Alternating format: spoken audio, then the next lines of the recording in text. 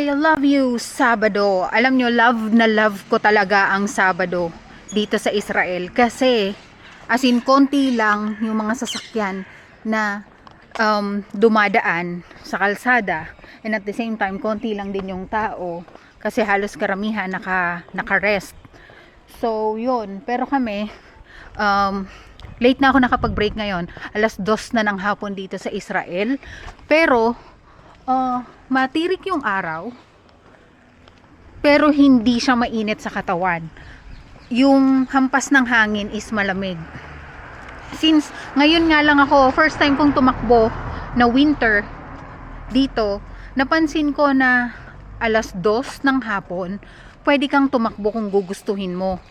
Pero pag summer, yung 2:00 ng hapon, ay, cannot be borrowed from 2. Sobrang init nun. Ayun, umalis kasi kami kaninang umaga at pumunta kami sa anak ng lolo't lola ko. Ngayon lang kami nakauwi, kaya ngayon lang ako nag-break. Tatakbo ako ngayon ng mga 5 kilometro lang siguro kasi nahilo ko sa biyahe.